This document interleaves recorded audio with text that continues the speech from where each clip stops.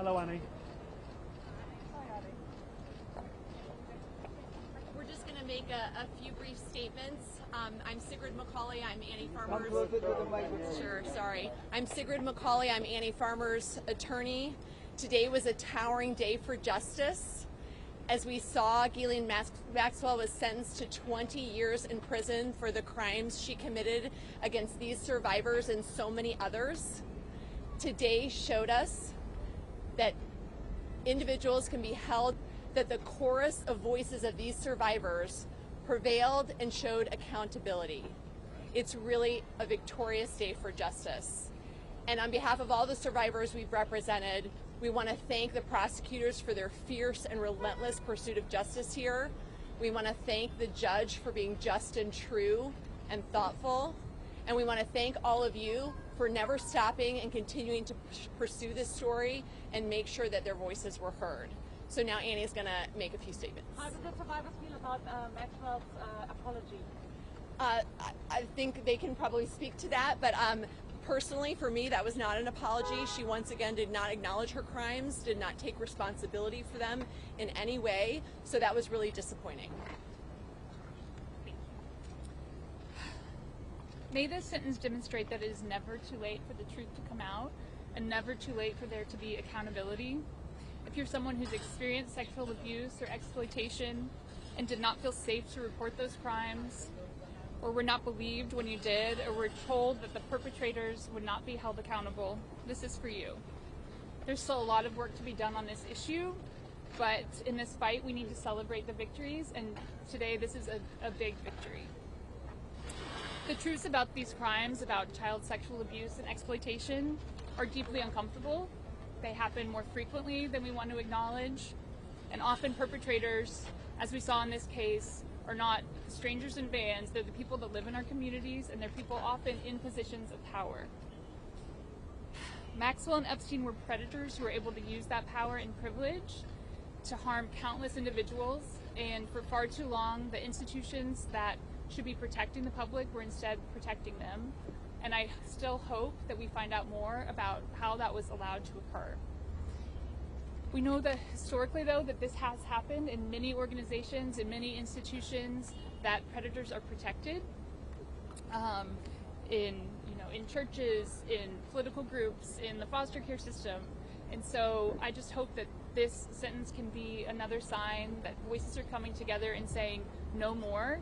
If you commit these crimes, you will be punished. If you facilitate these crimes, you will be punished. If you are a bystander that looks the other way, you will not be allowed to continue to hold a position of power. It's easy to focus on the darkness in a case like this, but I also think it's important to highlight all the people that have worked so hard to bring the truth to light. And I want to start by expressing my gratitude and appreciation for my sister, Maria Farmer, who reported these crimes over decades ago and has so bravely continued to try and bring attention and fight for justice in this case.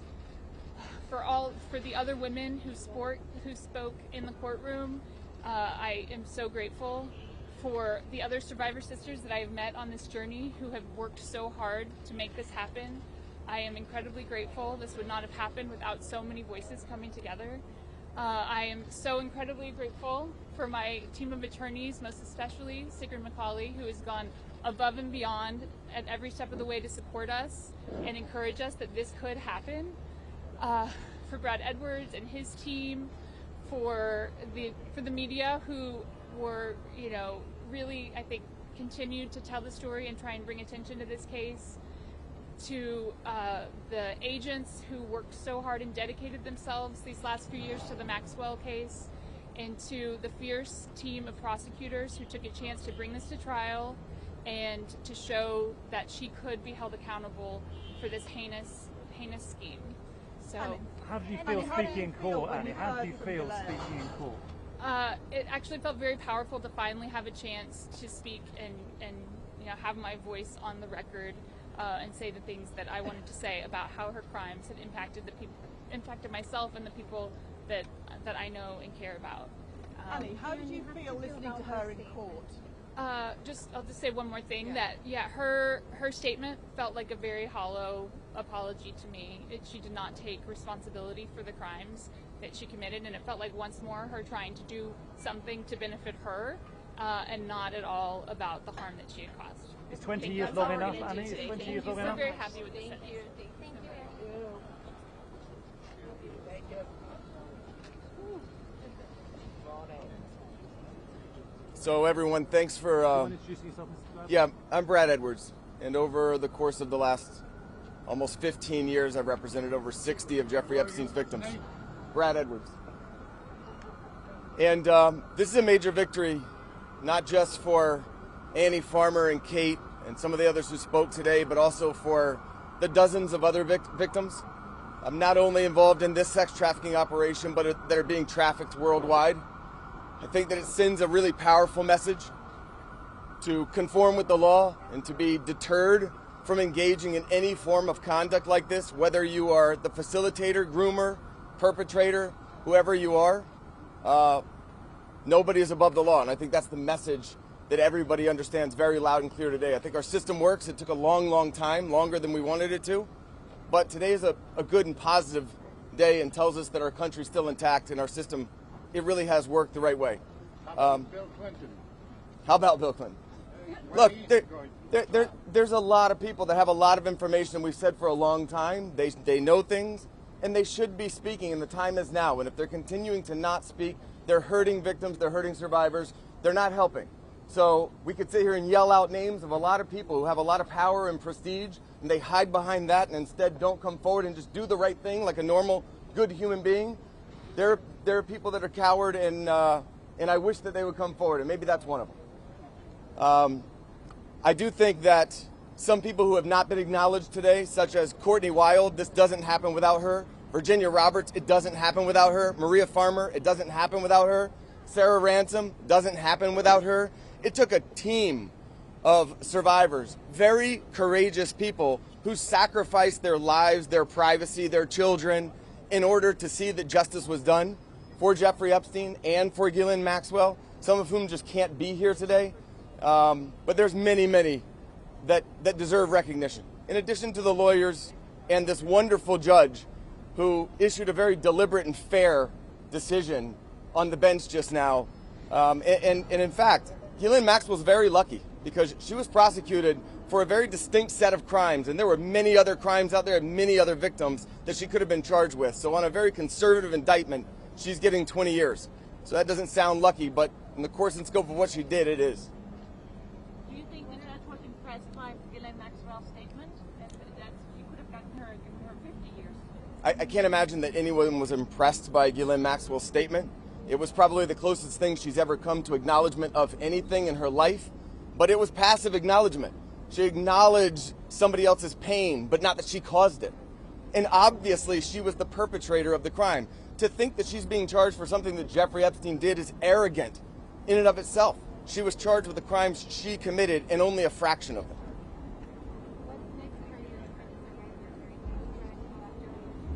There are other people that should be held accountable. I can't talk a whole lot about that, but I don't think that this is over. If it's over from a criminal perspective, it's not over from a civil perspective. So we will keep pushing forward until the whole range of people are known, what they did and what they didn't do. The government prosecutes them. That'll be great. Thanks, everybody. Thank you.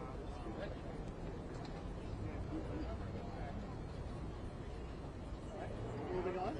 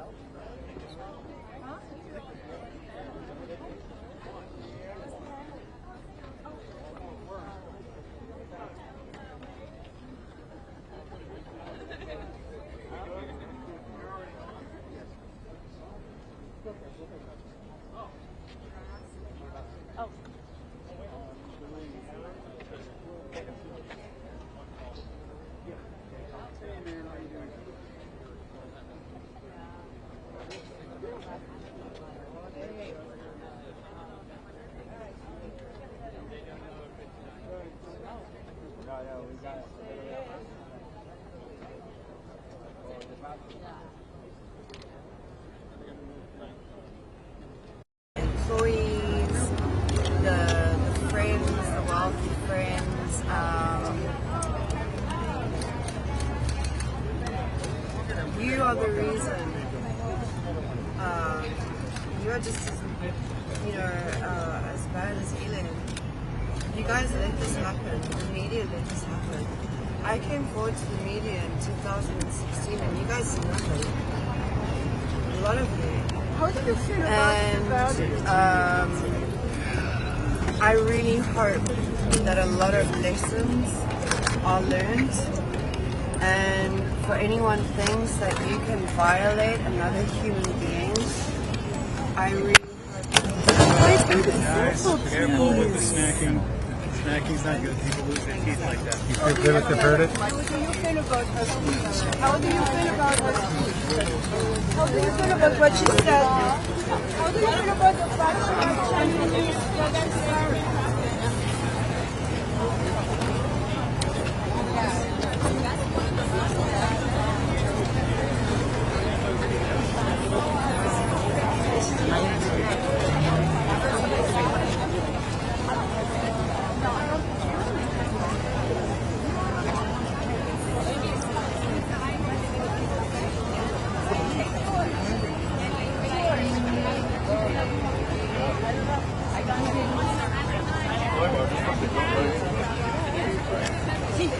Who is she?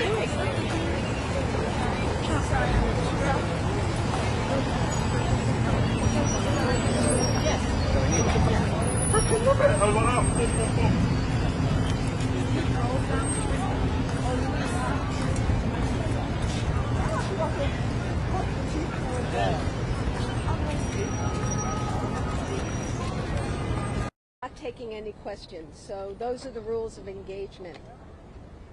We have resisted speaking to you throughout the pendency of this case out of respect for the rules of the court.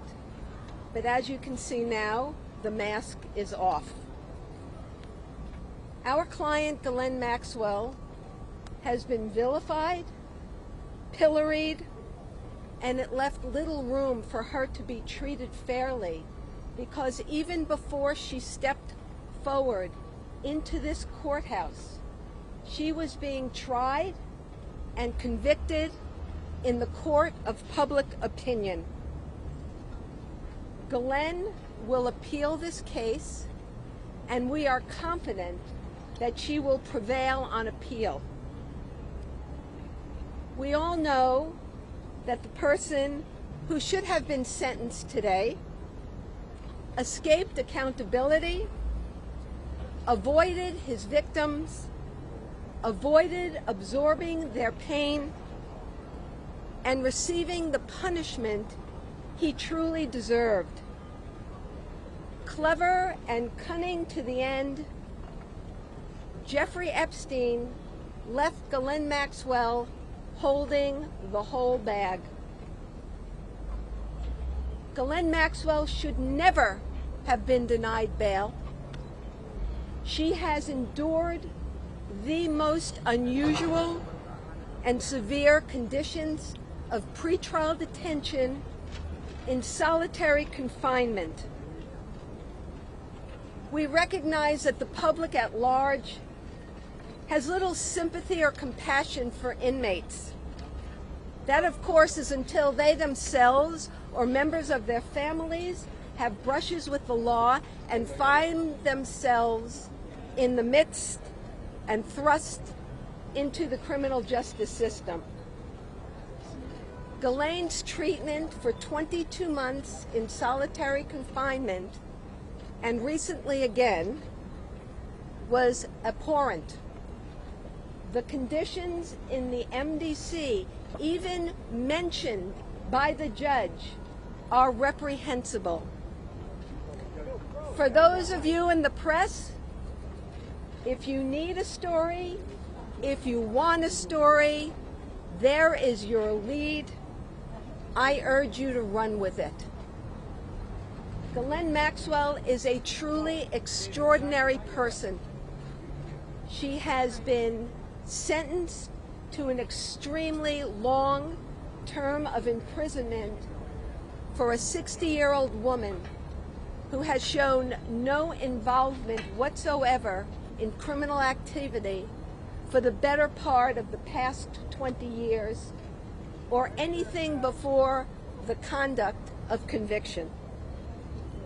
She has been incredibly strong to endure the daily vilification and mistreatment. It has been my personal and professional privilege to have represented Ghislaine Maxwell. And I want to thank her family and her personal attorney for their unfailing support of her. And we thank all the people who have expressed outrage by her situation. And that is all I have to say. So thank you. Can you comment on Ghislaine's decision to speak in court? I thought her statement was moving and on point, and as everyone should know, that anybody who is appealing their sentence has the right to maintain the record and the issues on appeal. So I thank you. I thank you. Kevin, you're speaking? Yes. So just to say that we have nothing to add to the very heartfelt statement that Ghislaine gave in court, and nothing to add to the comments that she made about the victims, and her sincere hope that the trial, her conviction, and this sentencing will allow the victims some closure. Just to echo what Bobby Sternheim has said, Ghislaine will be exercising her right to appeal her conviction and sentence, and we, the family, will be solidly behind her all the way. Thank you very much. Kevin, Are you going to pay? Kevin, est-ce que vous pouvez nous dire Like we don't know, okay? Wait for a few seconds. Can you? Thank you very much. No further questions. Does suicide watch concern you? Somebody who's not suicidal want to commit suicide. And that's why I say to you, look into what goes on in the Bureau of Prisons. There is a story there, and you deserve to uncover it. Thank you so much, Mr. Heim. It was my shopping.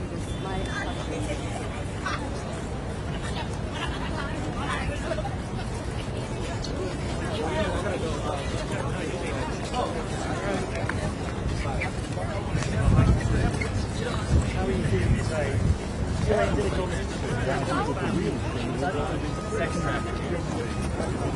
a curve coming up. How are you feeling as a family?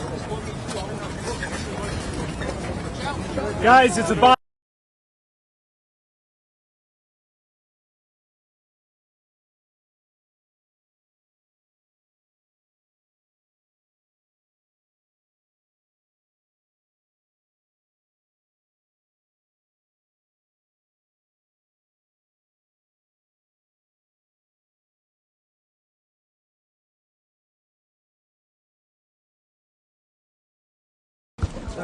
Good. This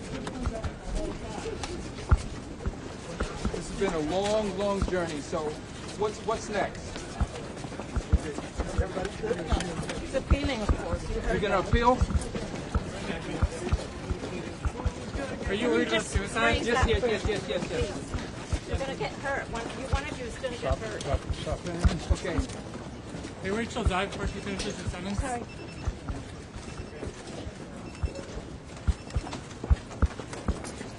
So what do you think the results of the appeal will be?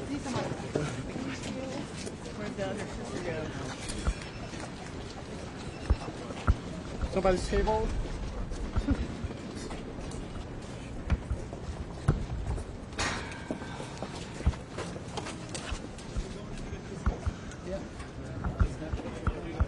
Family. Adam. We got a statement.